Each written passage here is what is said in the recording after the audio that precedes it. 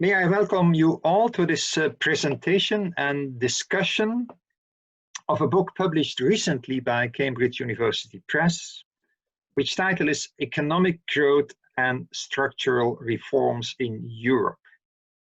And as the title makes clear, this book addresses a crucial challenge for European economic governance, that is, how to return to the growth path it was on prior to the financial crisis of 2007, 2011, and it thereby focuses critically on the role of so-called structural reforms. I'm delighted to have two editors of the book, Grauwe and Yuemei, with us, and two distinguished panelists, and also the academic director of ACES, Jonathan Zeitlin, who will also enter into the discussion.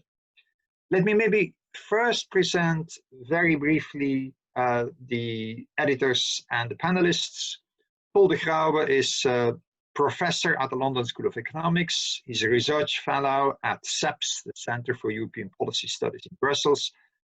And as you all know, he published widely on the economics of monetary integration and also behavioral macroeconomics. Yuemei is associate professor in economics at University College London. She lectures primarily on European macroeconomics and international macroeconomics, and her research interests cover international macroeconomics in general and the European Monetary Union during the post-crisis period in particular.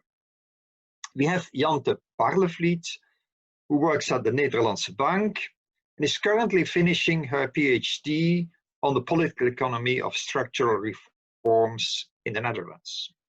Roel Beetsma holds a chair of pension economics and is vice dean of the Faculty of Economics and Business at UvA. He's a member of the European Fiscal Board, as well as fellow of CEPR and CES-IFO. And his main research interests are fiscal policy and the macroeconomics of pensions.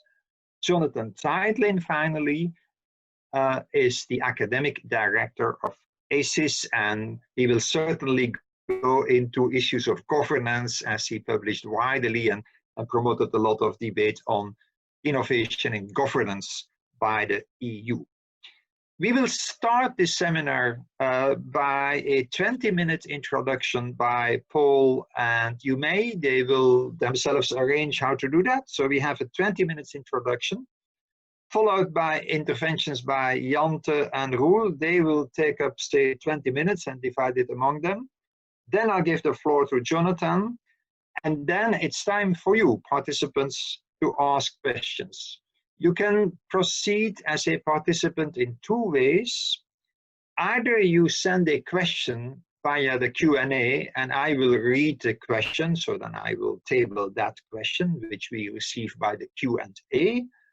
But if you prefer to intervene in person and be part of the session, then you should send a message by the chat box, because then we can pick up on the chat box people who want to intervene.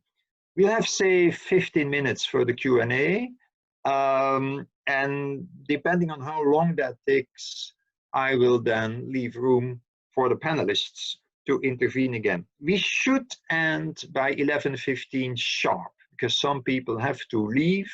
So 11:15 is really the end of the session, and I have to close it brutally, I'm afraid, at 11:15.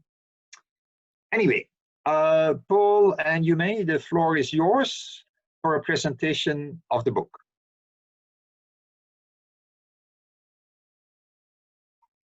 Paul, you should unmute, yes.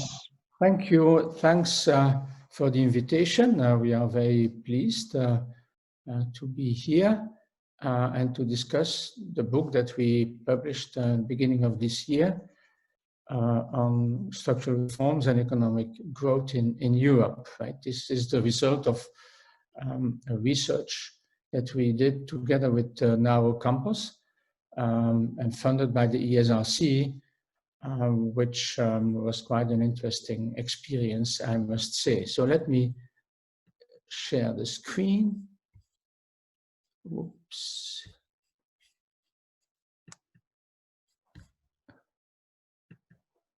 I hope it's visible. Yeah. Okay, so here it is.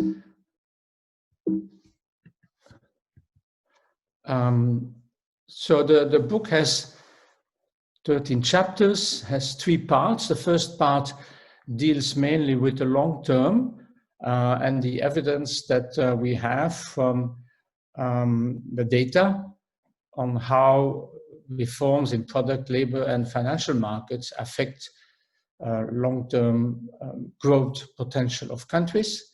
In part 2, we deal more with the short-term stabilization issues and how the structural reforms interfere or help or make it more difficult to deal with these short-term issues. And then in the third part, we have a number of case studies that look at the experience of a number of countries. So the outline of what we want to do is as follows. I will start with reminding you of some standard economic theoretical concepts that are important to make predictions about how structural reforms may affect production and employment. And then we will look at the empirical evidence that deals with product market, labor markets, and financial markets. So these are the 3 sectors that we will want to deal with. And then finally, we will conclude. So let me remind you of some standard economic ideas, right? And basically, we start out with, in my presentation here, I start out with 2 well-known fundamental welfare theorems. The first one says that a competitive market process produces a Pareto-efficient outcome, right? Competition markets lead to Pareto efficiency, and then the reverse, any Pareto, there's a second welfare theorem, any Pareto efficient outcome can in fact be supported by a competitive market equilibrium. And this has led to the view that basically competitive markets lead to Pareto efficiency. It's a kind of equivalence between the two, right? So, and therefore a program of structural reforms that increases the scope of market forces will lead to more welfare in product markets, labor markets, and financial markets. So that's the theory, right? Now the way we want to present that graphically is then as follows. You see here a little graph where on the horizontal axis we set out the degree of flexibility, that is the degree with which you allow competitive markets to be introduced, starting from the left, planned economy, no market at all, up to perfect competition, and on the vertical axis, the degree of economic efficiency. And then these welfare theorems tell us that, well, if you were to start from A, say, for example, transition economies before 1980s, when they were still under communism, and then opening up, allowing more competition, that will tend to move them up until they reach B, where there is perfect competition and higher economic efficiency. And then the theory tells us that B must be located above A, right? And then the line AB, here we interpret as the path from A to B. When you open up the economy and allow continuously more market forces to be introduced into the system, that's the path that you ideally would like to go along, and it's the path of maximum achievable welfare, right? It's a little bit comparable to the production possibility frontier, right? That's the maximum you can do when in the process of structural reforms, you move along A, B. But the question, of course, is, can we reach this? Can we stay on that path? Before I do that, let me also say the following.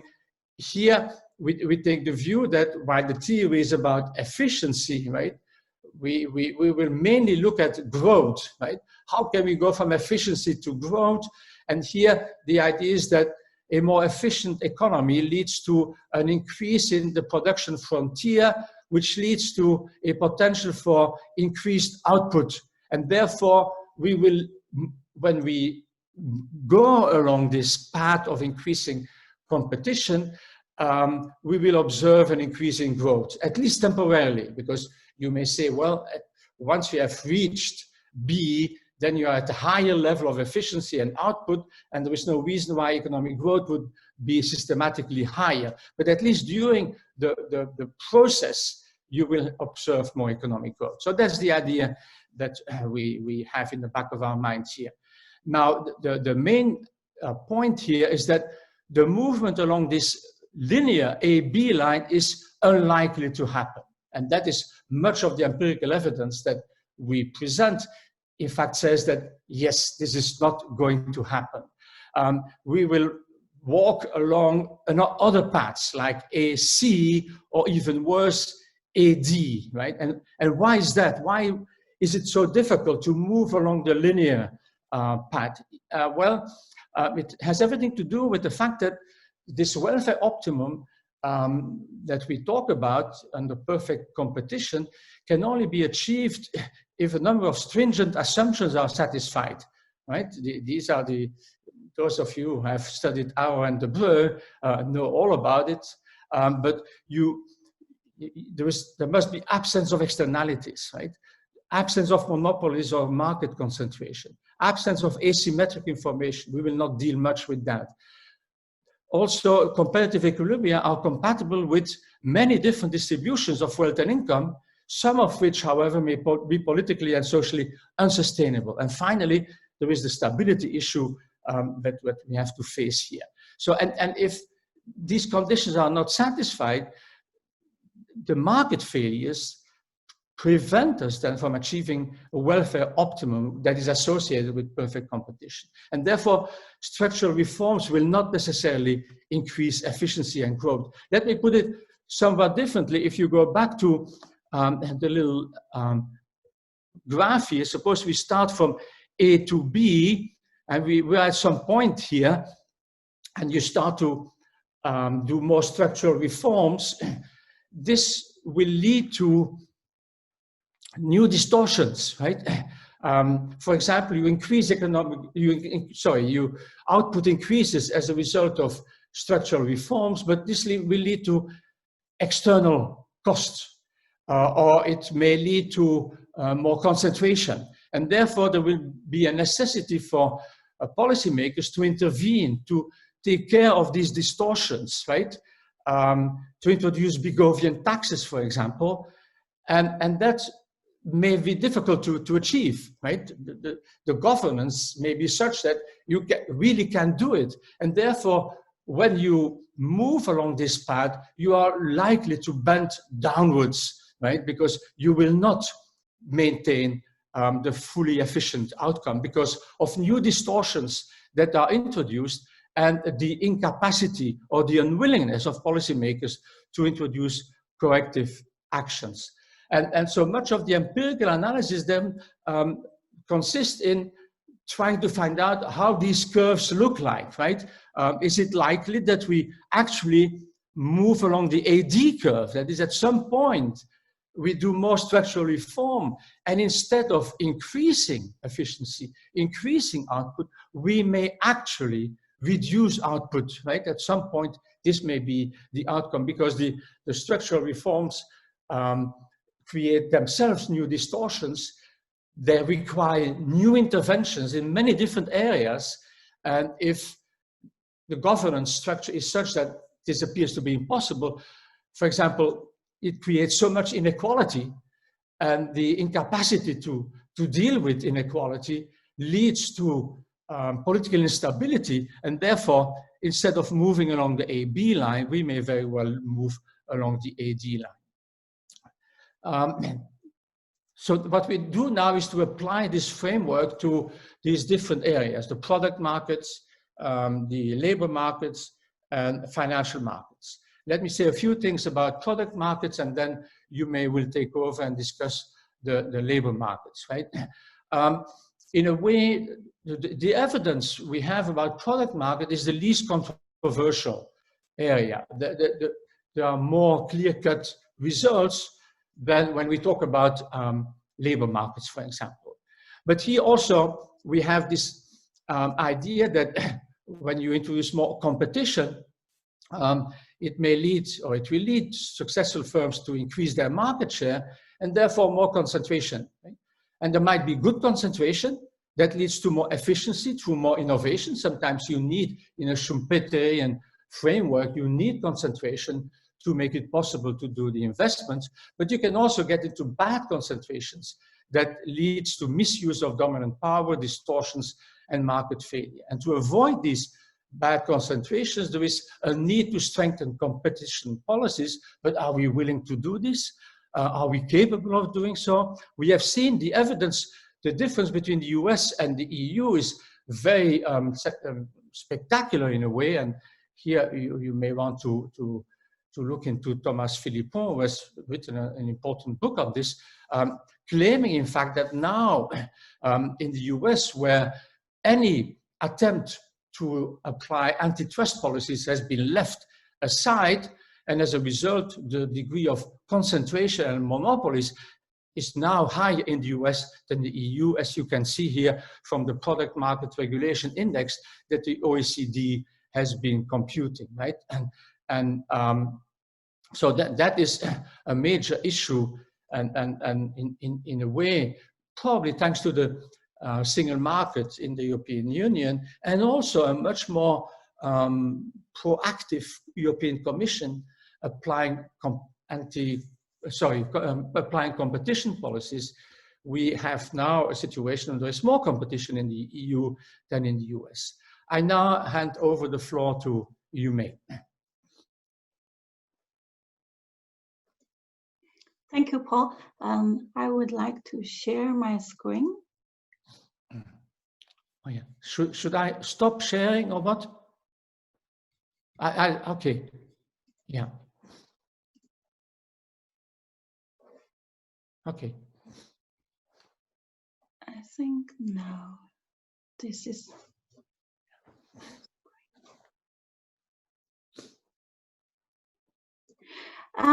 So I would like to continue because Paul talked about product market, which is the least controversial one, and then I continue this with more about the labor market reforms and its possible impact on the growth and employment. And as you know, that labor market reforms are very controversial and not so widely supported by the general population. And in our book, actually, we have found that the labor market reforms actually start to be implemented, or at least in the legislation, and right after the Eurozone debt crisis. So like chapter 8, we have found that there's an impact on the labor market transition, and which make labor market in many of the European countries more flexible. However, there are some exceptions. For example, countries like Ireland, actually we found that labor market protection actually increased since 2008. Concerning the impact of labor market reforms, we in our book we find that labor market reforms are very poor predictions of subsequent trends in economic growth and employment. Some labor market reforms aiming to reduce protection actually have stimulated economic growth and employment. One interesting finding we have had in chapter 9 is that, well, these reforms in the labor market, if they are combined with tax policy, for example, you reduce wage rate and can lead to good employment growth. And however, there's evidence showing that other labor market reforms actually do not have the intended impacts, and especially on the growth and the employment. So then we are thinking about, well, what are the possible explanations? I think Paul has talked about the general explanation, but I would like to go into, well, what's actually happening in the labor market that leads to possible problems. So the first one is related to what we call business cycles. So as you know that empirical studies shows that very often labor market reforms were introduced during economic recessions, right? And that was the timing that it was introduced. However, during recessions, if you reduce the protection of for the workers and make it easy to fire workers, you will see that the aggregate demand in the economy usually will collapse. And then these actually make economic recovery much, much slower. So, so that's why we think that the timing of reforms, and especially together with monetary or fiscal policies, actually matters concerning the final impact of labor market reforms. And then the other dimension is more related to the political economy, because more flexible labor market and combined with product market reforms to improve efficiency and are very likely to change the income and the wealth distribution. So you create winners and losers, right? And then this actually will lead to less willingness for reforms, especially among the people who actually lose.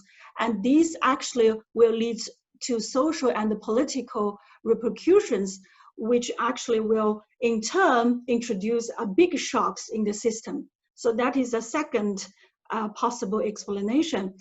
And so in our book, we actually explore the second possible explanation into great details.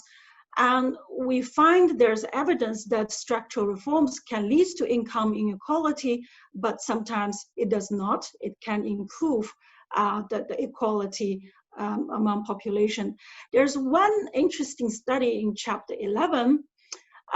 So it studies the impact of fiscal consolidation together with more flexible labor market reforms in two countries. I think it is Greece and Portugal, because these are the two countries that have implemented labor market reform and fiscal consolidation at the same time during recession after 2010.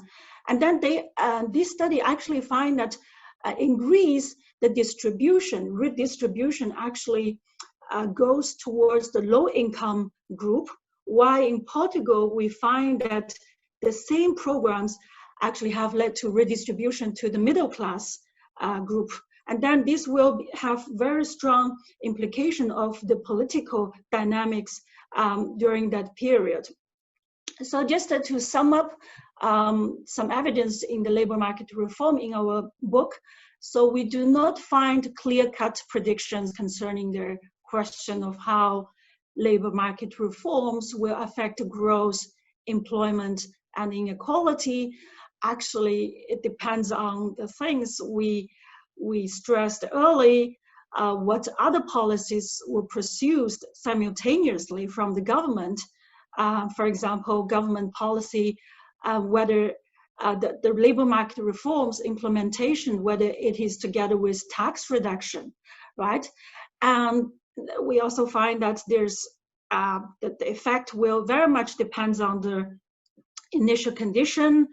For example, whether the reforms were introduced during recession or during the normal time. And then whether you implemented the reform together with austerity program, or you have more expansionary fiscal policy. So now I move on to the financial liberalization reform and the growth.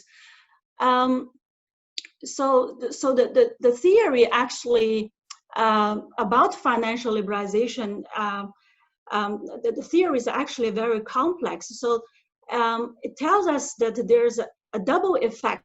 So the positive one is in line with the framework Paul has posited early, that, well, if you have more competition in the financial system, you actually can increase the efficiency and in channeling the savings towards the productive investment and activities away from the non-productive ones. However, we all know that there's a negative impact of financial liberalization. Basically, it also creates issue of stability of the financial system and of the economy as a whole. So in order for such a liberalization to increase efficiency, you actually need government actions to improve the regulation and supervision in the financial sector. So in absence of this, I'm afraid that this was the case before the financial crisis in 2008, and then the stability of the system cannot be guaranteed. And then we actually see that financial liberalization actually may lead to recession, and actually this can be very much prolonged, and that this departure will very much away from the efficiency path that we pointed out earlier. What is the evidence in our book about financial liberalization and economic growth? The book actually shows that the evidence of liberalization on economic growth is very thin. I think this is mainly due to about the financial system. If it's too much liberalized, and you actually create instability in the system itself. Well, we do find some good news about the European experience. Actually, it shows that financial integration plays a positive role only if when there is political integration. I think this is a very important theme in the European, especially the Eurozone background. And in our book, we also actually find that whenever there's a crisis, financial crisis, prior to the financial crisis, you actually see a kind of liberalization in the financial system before that, in the system. And then this actually leads to increasing risk of financial crisis. This is shown in chapter 6. And then interestingly, we also find that after financial crisis, there's a great need for re-regulate in the system. And then this is confirmed in our book. And then you see that this phenomenon of re-regulation will last temporarily, and after about 5 to 10 years, you actually will find a new cycle that more financial liberalization and possibly a new crisis.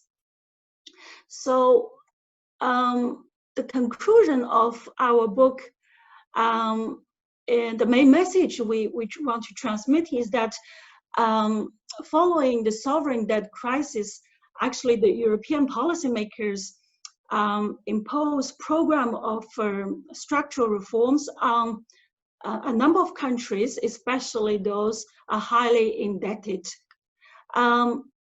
We observe two important features. The first one that actually these programs are very much based on the wrong diagnosis of the course of the debt crisis.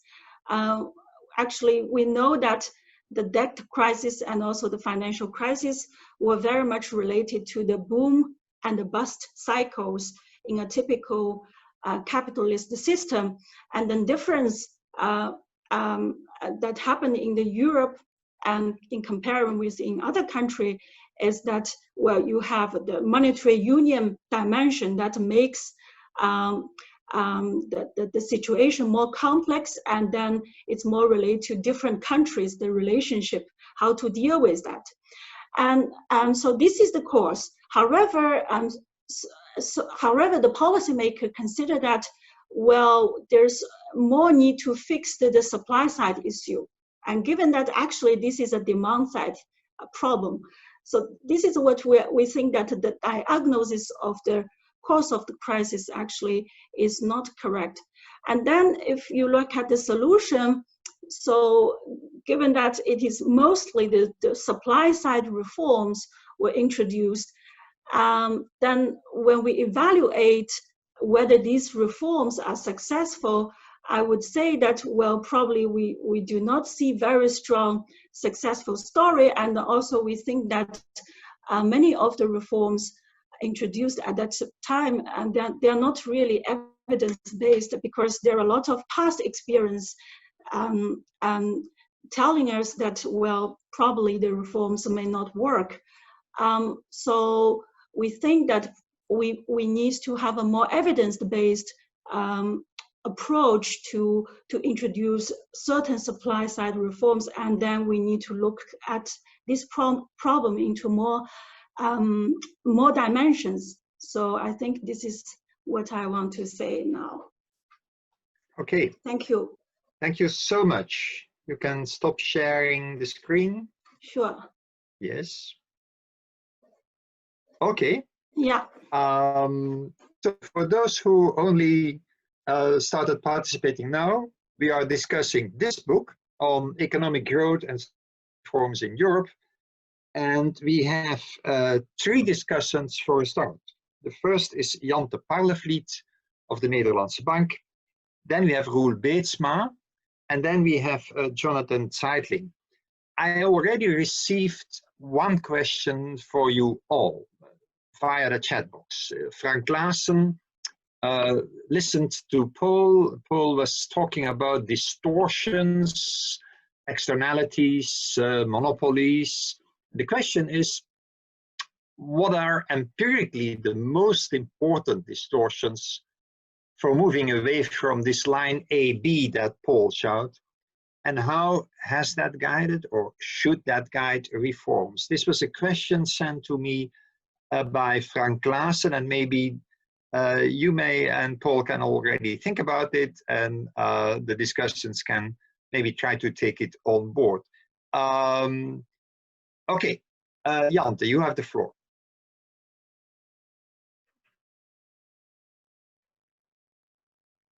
Jante, you should unmute.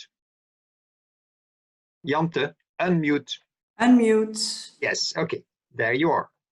I'm very sorry, but I have trouble. I just managed before to share my screen, and now actually it's not working. So can you see me? Because I think I will just not try to upload it right now, unless Lisa, you can maybe do it. Because I'm afraid I will not manage to. There you have it. Thank you so much. And then I will just start talking. So thank you very much for inviting me to discuss this book. I work at the Nederlandse Bank currently, actually in banking supervision, but until recently on the economic policy department, and mainly studying the Dutch economic policy reforms or policies. And also I followed the debates on reforms in the EMU wider. And my first, I have a couple of four slides that I want to share with you. So Lisa, I'm now going to go to the first one. This is a completely agreement.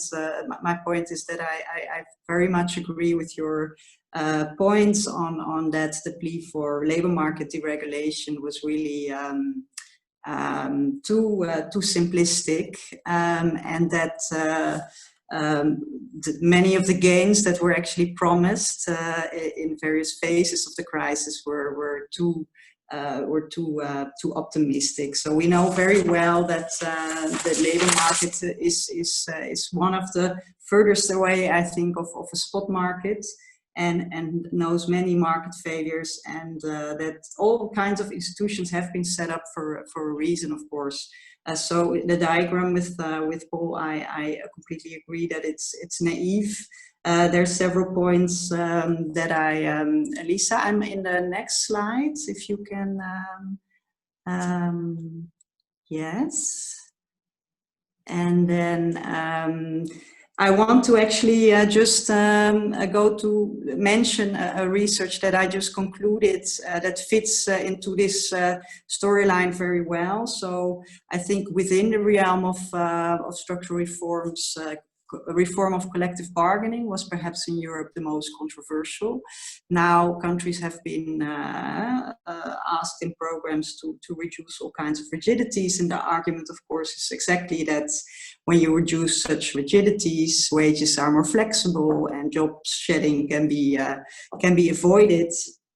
Now we know one important source of rigidities that also features strongly in lots of macroeconomic models is contract staggering. So you have collective agreements that are set for 2 years or even 3 years in countries like Spain and the Netherlands. And this type of research was one of the reasons for Spain. It was shown that this had actually contributed to job losses and an increase of unemployment, especially at the lower end of the wage distribution. Now we actually looked at this for the Netherlands. So in 2008, wages dropped considerably from 3.5 percentage points to 1 percentage point, a huge shock. In macroeconomic models, typically this comes with a lot of job loss. When we look at it in 2009, we do not find that. So there's no job loss, and it's interesting what can be behind it. I think we present some evidence that their firms had other margins. So the Netherlands, the Dutch system has lots of ways that firms can still adjust the wage bill. So this huge rigidity in the Netherlands did not work out according to these models. So, and in the meantime, sector bargaining, of course, is an important tool for also supporting the power of labor. So it can also be, good for equity and macroeconomic stability in itself, domestic demand. So, but I now go, and Frank urged me to also not spend too much time on where we agree and go to my critical points. They are mainly that on 2 points I'm more optimistic than the authors are when it comes to the prospects of reforms. And the first is that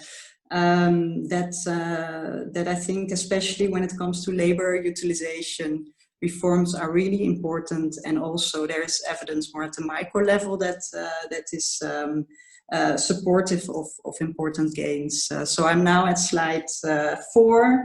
I present a chart where I show the living standards of growth in living standards per capita, and you see that the diamonds show the average annual increase per decade. They have been decreasing substantially, as shown in the Netherlands and Italy, and we have seen in the 1980s and 90s in the Netherlands, the entry of women into the job force have supported to growth of living standards substantially.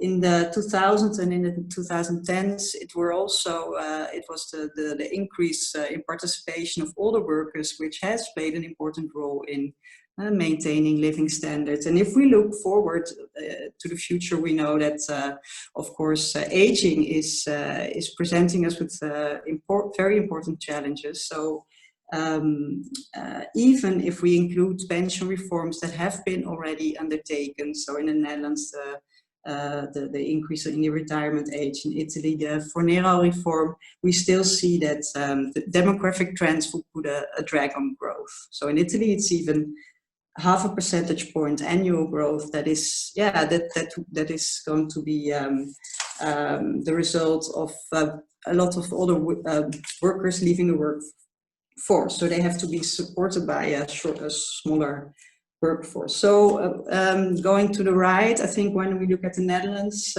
we have since the 80s had a series of reforms tackling lots of issues regarding the supply side. And if you look at the micro level, which is, I think, maybe more realistic in sense of identifying the effects of reforms, the literature shows clearly that the reforms to the disability scheme, reforms to the retirement age, stricter conditions of unemployment benefits, as well as activation programs can have important benefits. So I think they are key for continuously modernizing the economy and preparing for aging. Then I will go to another point. This is actually a point raised by, so slide 5, a point raised by the book, which I found quite, which triggered me. So the summaries of the chapter is that once macroeconomic imbalances have emerged, reforms will not help to restore equilibrium, and in fact may even worsen imbalances. I think this is an important aspect of reforms within the monetary union. And I think I'm also here a bit more optimistic. So chapter 5 actually looks at one type of labor market reforms, and while it's in the model, it's effective at reducing unemployment, which is of course good news. The current accounts.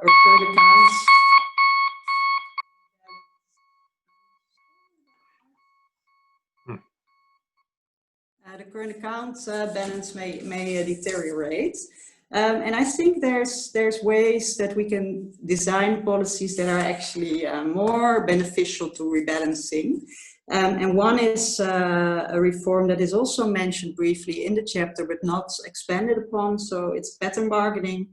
So one of the analysis is that wage growth in Southern European countries was actually quite expensive, and also especially because there were no restraints to wage growth in the non-tradable sector. If you would manage to introduce elements of pattern bargaining in these Southern European countries, then an increase in employment or in general competitiveness can be expected to develop more favorably. Another one is labor market duality. I think the diagram of Paul on flexibility in labor markets has been introduced very partially across the EU.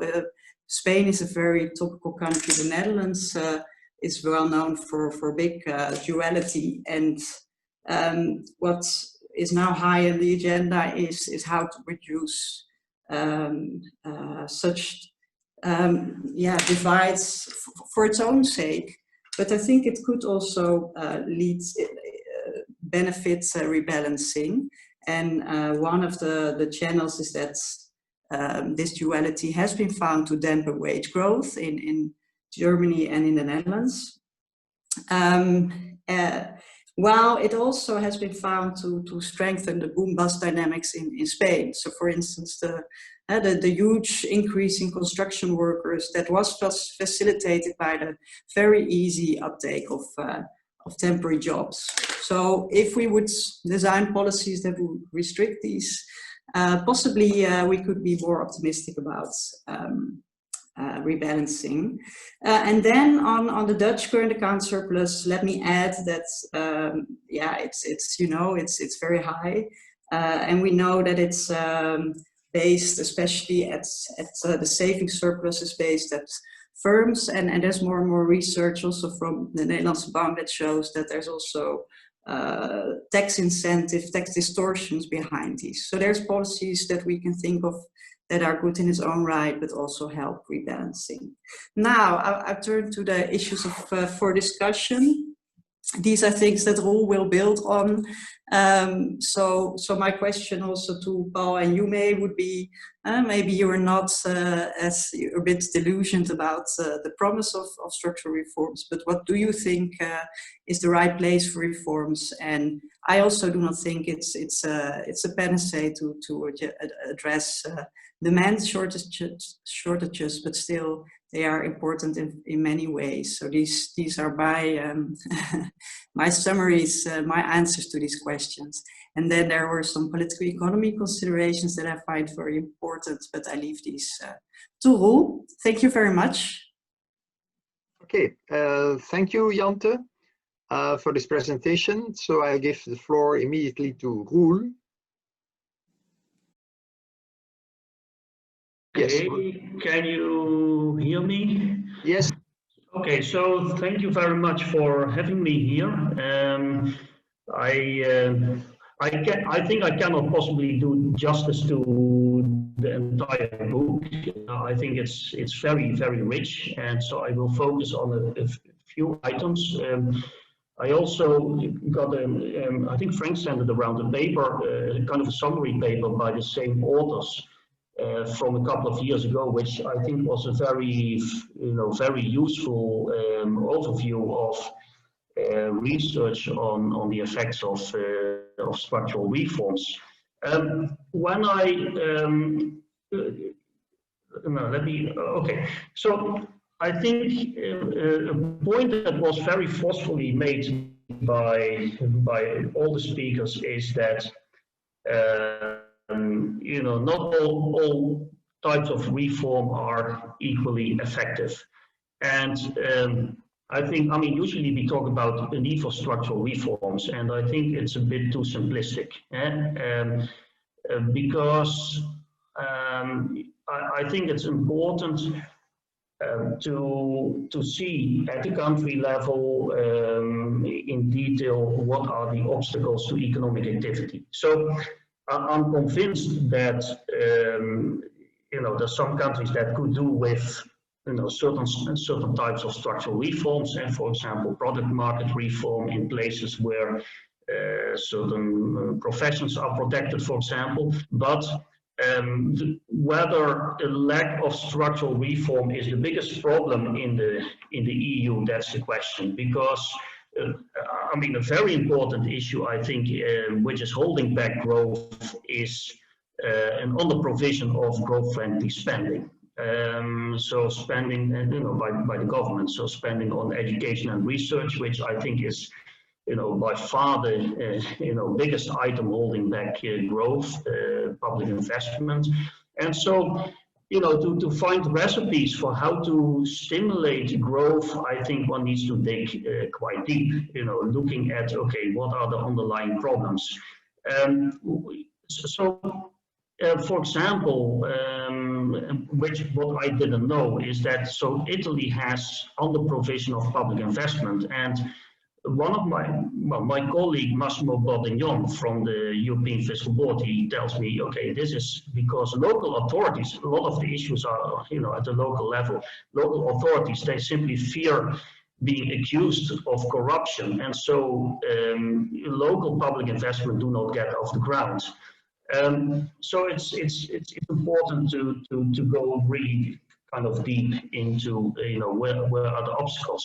If we talk about structural reforms, let's talk about structural reforms that are desirable. And I think then there are a couple of what I call tragedies. And so those reforms that stimulate growth, they take time to materialize. And so the current government may implement certain measures, but it's the growth effects may take maybe 5 years to materialize. And so there will be a next government that benefits. The benefits will also not be seen very soon by the general public, and so I think this is a general obstacle to growth. So I think it is important that benefits need to be made clear, and some benefits need to come quickly and visibly. How can one find ways out of this this problem. So one is sequencing, so implement measures that with quick payoffs, make packages comprehensive, so combine measures in one package and also allow for so for example, when we talk about pension reform, increase of the pension age, one also maybe needs to have some compensatory measures in terms of maybe the generosity of benefits. Compensate those who lose maybe through tax reductions, and leave existing entitlements unaffected, and that will generally also kind of protect the support for structural reforms. Then there are issues of timing of structural reforms, and I think this point was quite forcefully made by Paul and Yuemei. It's that especially when we talk about reduction in labor market protection, and good times are the best moments to reform the labor market. And because when the labor market is tight, when you reduce employment protection, then the people who are laid off will be absorbed elsewhere. However, good times are also the moments when the need for reform is felt least, and usually reforms come about during crisis. So it's this is a bit of a tragedy. And just to add some evidence is I did some work with colleagues on pension reforms, also with Frank Kaas, who is also here, and it seems that we find quite strong evidence that actually what is driving pension reforms, that like increase in retirement age, is actually the business cycle. When the business cycle is bad, then there is more reform of this type than when the business cycle is good. Now, let me turn to another issue, and that is structural reforms and the policy mix. So we know that structural reforms are generally politically costly. I think there are, this is mostly due to moral hazards. I think, I sometimes feel that people make a little bit of a caricature of moral hazard, as if governments do on purpose not select measures or do on purpose select measures that raise unemployment, but that is not the case. I think governments make an overall trade-off, and they also trade off the political costs of their decisions. Now, there is an interesting article recently by Wiglosh, who says, in connection with the measures that the EU has now taken, and that partially need to be ratified to deal with the crisis, is that there is moral hazard, but he sees the current emergency as the more important issue. Now, for us as European Fiscal Board, we discuss this quite often. Can we design packages, rules, fiscal rules that preserve an incentive for reforms? And I had a very careful look at the article by Fuceri and Jalles in the book, and who actually look at, what is the effects of reforms on public debt? And well, I was quite pleasantly surprised,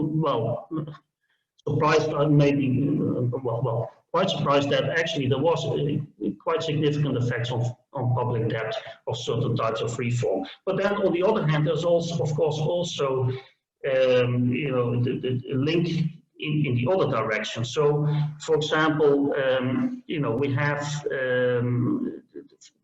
fiscal constraints like the built-in growth package.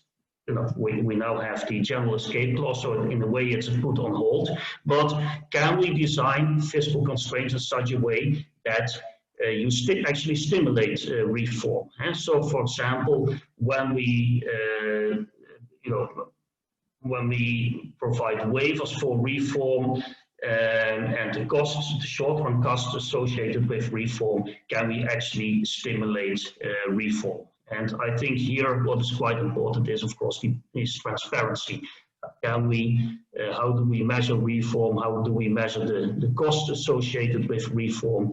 And how do we avoid that governments present certain measures as reforms, but they are not reforms?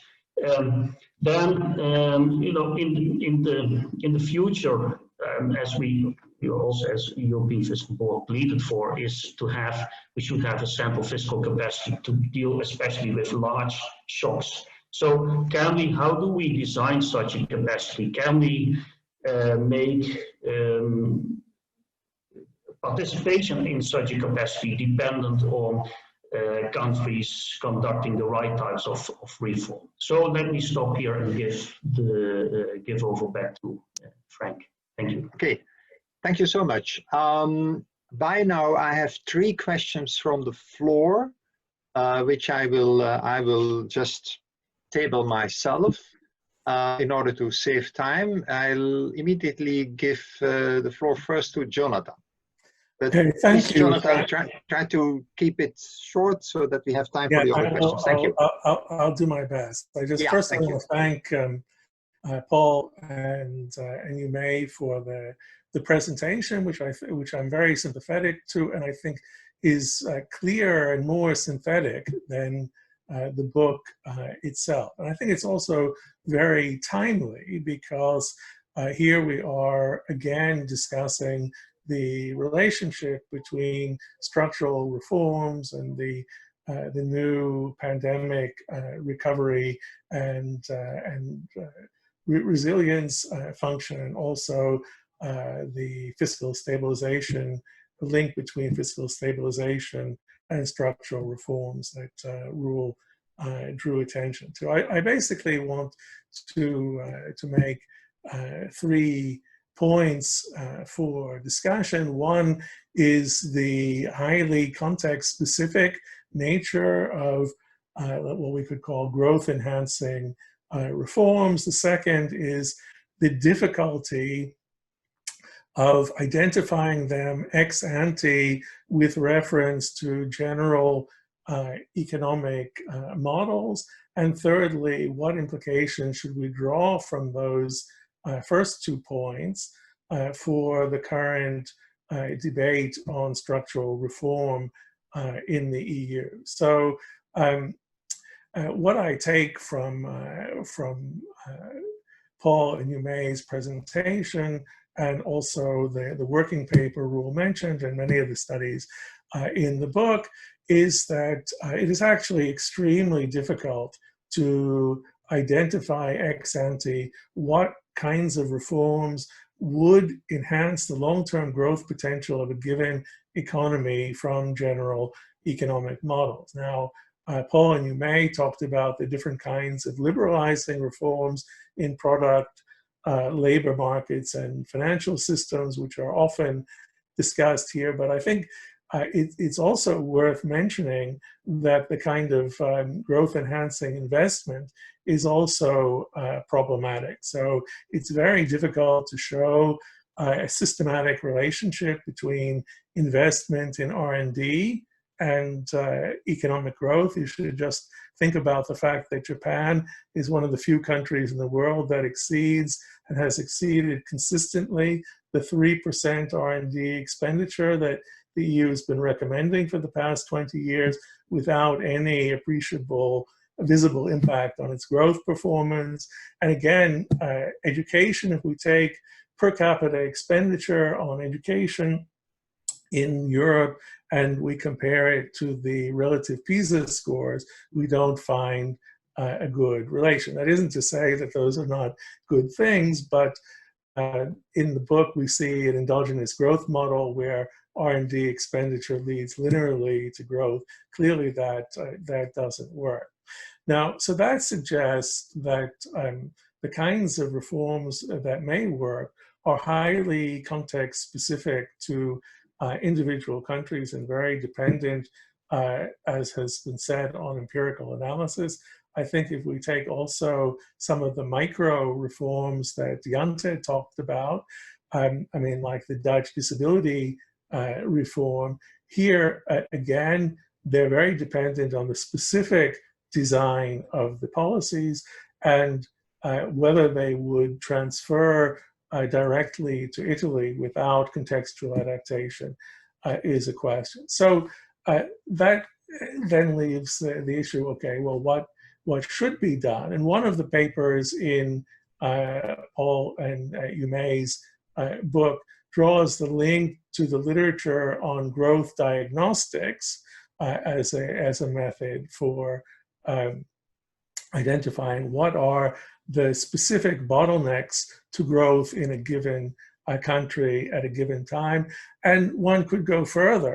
And I think the European debate could benefit from bringing in some of the other aspects of what Danny Roderick, who's one of the fathers of growth diagnostics, calls the new development economics, which is not presumptive about the relation between policy recipes and outcomes, which emphasizes really focusing on specific bottlenecks and constraints, which emphasizes experimentation and monitoring and evaluation, and also selective, relatively narrowly targeted reforms. And here, my concern, coming back to the EU debate, is that much of the thinking on structural reforms, and particularly as regards conditionality, tends to be based on what Roderick criticizes as the presumptive approach,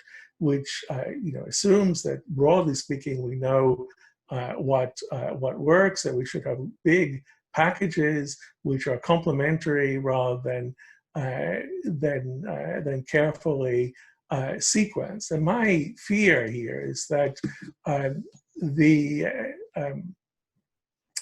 review of these national investment plans or national action plans is going to become highly controversial and highly politicized, and is not necessarily going to push countries towards prioritizing and carefully identifying what are the small steps they can take in what sequence in order to improve their growth performance. So if I have a big message, it's maybe that the European structural reform debate can learn more from the new development economics as put forward by Roderick and others. Thanks.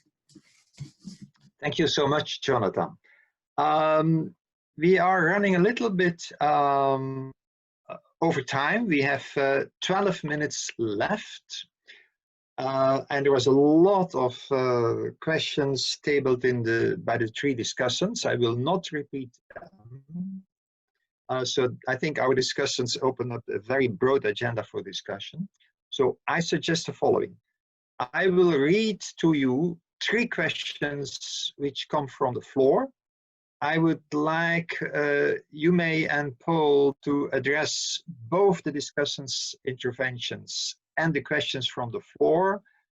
And if need be, I would give just, say, 30 seconds, 1 minute, for the discussants for their take-home message, if need be, at the end of the session. Otherwise, we won't be able to close at 11:15 and Roel has to rush away. So my proposal is that Yuemei and Paul use the 12 minutes left basically to reflect upon the questions. Let me, in addition to what has been said by the discussants, table three questions from the floor. So there was Frank Klaassen about the distortions, externalities, distortions to competition. What are empirically the most important distortions for moving away from that line AB shown by Paul? How should that guide reforms? There is Stefanos Tiros about supply versus demand in the analysis. Stefanos has the following question. Although possibly true for other countries than Greece, do you have any arguments why the crisis in Greece was a demand issue? It would be easy to argue, says Stefanos, that demand had been too high for a long time due to a prolonged extreme borrowing. This is the first question. The second question. And then the third one from Jeffrey Underhill Jeffrey, I think, rightly says that we did not hear very much about skill levels, skill mismatches across the cases in the book. Now, skills and human capital are recognized increasingly as sources of labor market flexibility. It's kind of a high road to flexibility if you have a good skill match. So why is this, how does this fit into the analysis? Taking on board, obviously, that human capital formation is a very long-term issue. So these were the 3 questions from the floor. I don't know who wants to start. Is it Yuemei or Paul? Paul, you should unmute. The 2 of you should unmute. Unmute. You may also unmute. Yes. Okay, there we are. You have the floor. These days one cannot say any longer ladies first, right? So, because that is too politically unacceptable. So I will start therefore. Okay, and then you take over, right? Okay. The difficult questions then. Yeah, first of all, thanks a lot for these comments. I don't think we have the time to go into all the comments by Jante, Roel, and Jonathan, but they are very illuminating. Let me just say a few things.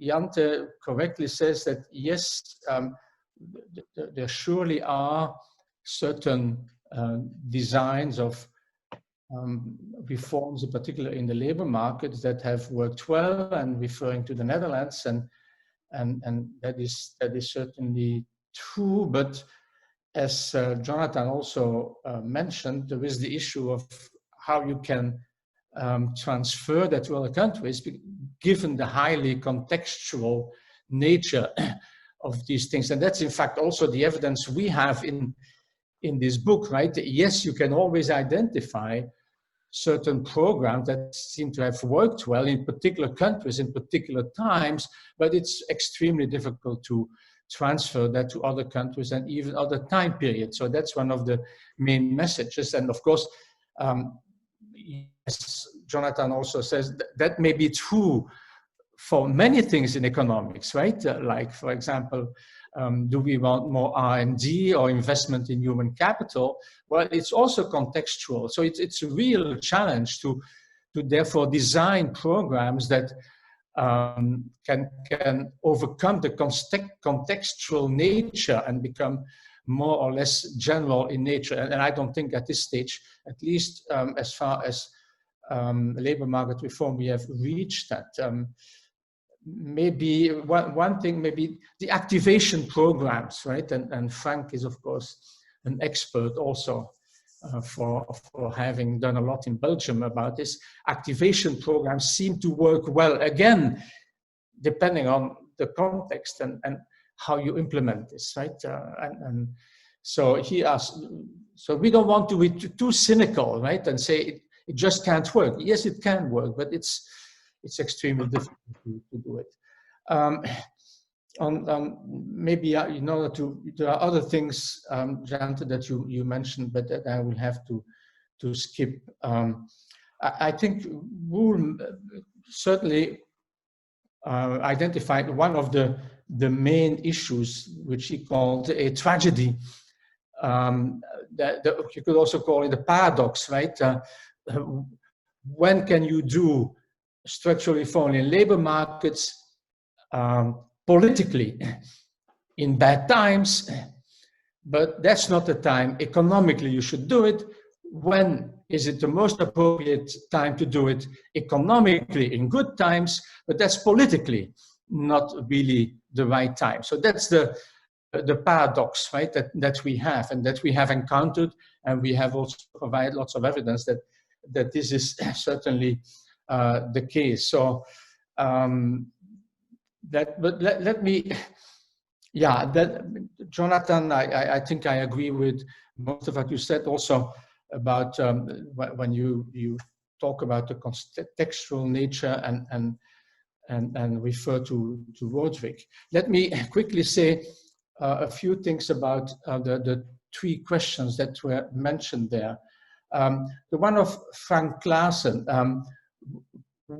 where when we talk about distortions, what are empirically the most important distortions for moving away from this A-B line, right? I think for the product market reform process, there I think the evidence is it's basically concentration effects and monopoly. And then the contrast between the US and Europe is very strong. I think in Europe we have gone forward with product market reform, mainly to the single market, right? This was the dynamics that did it, more than anything else, but embedded in a strong competition policies and avoiding the problem that the US has experienced of excessive concentration and monopolies that have reduced welfare, right? So I think that for the product market, that's the main that's the main, not externality, but the main distortion that arises.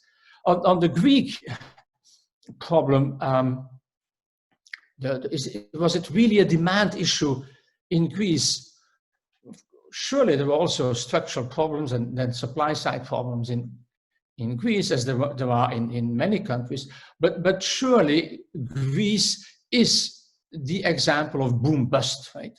A period of excessive boom that was fueled both by the private sector indebtedness and public sector indebtedness. That was the difference of Greece, say, with Spain. Spain was a purely private that triggered boom and bubble. In Greece, it was triggered by both excessive debt accumulation of the private and the public sector. But that's surely a demand sector, and that led to a crash.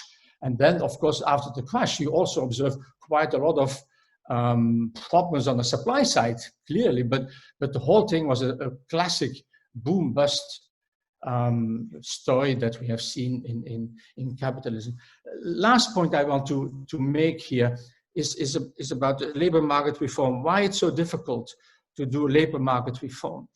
Labor market reform and flexibility in labor market is actually a euphemism for imposing market mechanism in a market where labor is traded, right? And here you may know Karl Polanyi's major work on the Great Transformation, right? When you try to make labor a commodity, that's basically what structural reforms often has been, right? Try to make it work like a potato market, right? Potatoes don't go to strike, but workers go to strike. And when you do that, you create huge resistance in society. And if you go too far, you create huge resistance that you have to deal with and that you may not be able to control.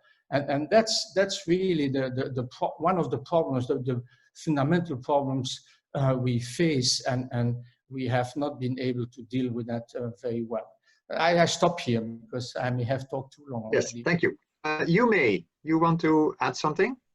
Well, I have limited point to add. So I think there's one issue probably is not stressed enough about the good timing and bad timing.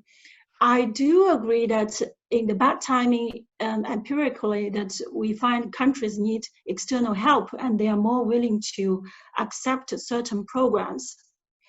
So I think our book doesn't really say that countries shouldn't have reforms. Actually, we are expecting something like, if these countries are having reforms in their labor markets, pension system, etc., etc., but there's a European level that the aggregate demand at the European level, because there's a downward spiral because of the labor market reforms, then you actually are expecting the Northern European countries, actually, even in bad time, they are doing relatively well, whether they can share the burden, so which makes the reforms easier for the rest of the European countries. So that's why I say that actually, because of the European Union or monetary union, you actually have an insurance system that when you are doing bad, well, the other country can help you. So I think this this political integration, probably this is very much important condition for further structural reforms, because you create winners and losers, and sometimes in small countries, mostly are losers, right? And then I think there should be a European approach.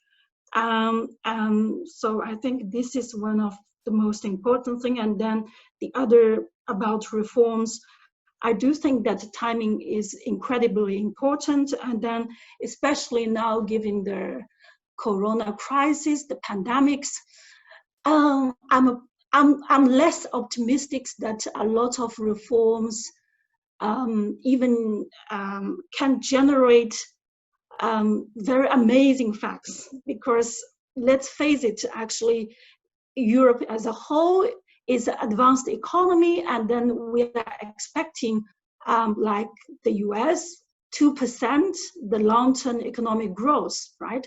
So then we couldn't see this something happen in the emerging markets, like you have 4 or 5 even strong economic growth. Then ultimately, I believe there will be winner and losers, even if as a whole we will achieve a little bit better results. But I think that this is a very important background. Yes. Thank you. Thank you so much. Alas, we have reached the end. There is an interesting side discussion in the chat box sparked by Maria Bartel about state capacity that is kind of tunes in with some of the points made by Roel, but that's for the chat box. I don't know whether either Roel or Jante or Jonathan want to say something in 30 seconds, sorry, very short, or is everything settled and can we close the session? So ladies cannot go first, and I will say 15 seconds. No, I think the issue raised in the chat box is very relevant. I mean, it ties in with what I said earlier. I think you really need to look at the level of the country itself. What are the obstacles? So in the case of Italy, which is of course, in some ways quite problematic, I think it's really, for example, the legal system, the time it takes to settle legal issues, etc. And so the recipes for, say, Italy need to not be the same as for other countries. And I think this is, that's one of the conclusions I would draw. Yes, Jante? Unmute, Jante, unmute. Thank you. Thank you. I just wanted maybe to raise a more optimistic point, because Yuemei said we are all advanced economies, but at the same time, income levels in Greece and in Portugal and Italy are really much lower than they are here. And this gives them also prospect for catch-up growth and raise living standards. So if we can do that, this will be great for these countries and for the euro area. Yes, Jonathan, as the academic director of ACIS, just one sentence to close the session. So I want to just look forward. I mean, I think this has been a great discussion, and we should have a sequel where we look at the construction of the RRF and how structural reforms are going to be now dealt with in the pandemic recovery, and perhaps also in the proposals for the reform of the EU fiscal framework. So I think I want to thank everybody for preparing the ground for this, and let's follow up on it in the next conversation. Okay, thank you so much. Thank you, Paul. Thank you, Yuemei. Thank you, Roel. Thank you, Jante, Jonathan, and Lisa and Gees for organizing the logistics. So we were talking about this book, which you should read and study, and we will follow up. Thank you so much. Thanks for the invitation. Thank you. Bye-bye. Bye.